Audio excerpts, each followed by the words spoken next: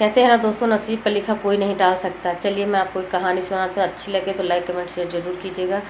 एक बच्चा होता है एक गरीब के घर में, जिसके हाथ में नीला निशान होता है।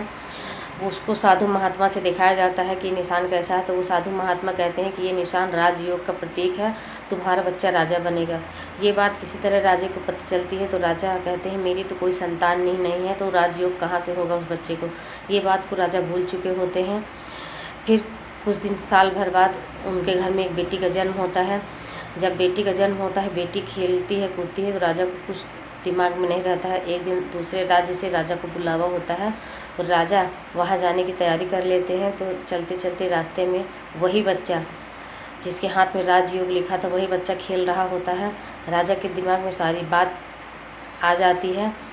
अब राजा के दिमाग में षड्यंत्र चलने लगता है। तब राजा बोलता है इसके माँ बाप को बुलाया जाए।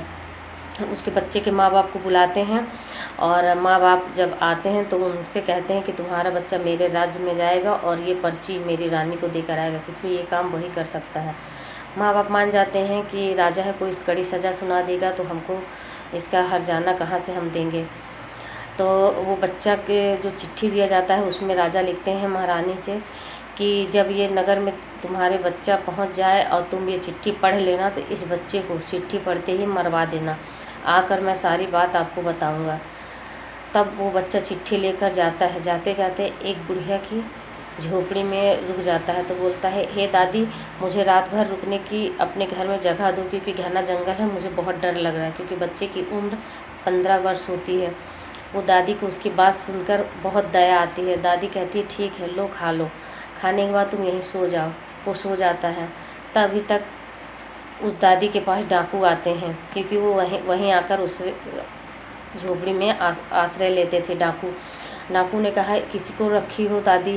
तो दादी बोलती है ये बच्चा है, मुझे बहुत दया आई, इसने बोला कि मुझे राजा के दरबार जाना है, राजा का संदेश है। तो डाकुओं का दिमाग सनक जाता है कि दादी आप किसी को भी रख लेती हो, और क्या पता राजा को दूत हो, चलो हम इसकी तलाशी लेते हैं। उसकी जेब से तलाशी लेने के बाद वही पर्चा मिलता है। तो वो डाकू पढ़ने लगता है कि हे रानी, अगर ये मैं राजा ये चिट्ठी इस बच्चे के हाथ से भेज रहा हूँ, तुम इसको पढ़ते ही इस बच्चे को मरवा देना, मैं आने के बाद सारी बात तुमको बताऊँगा।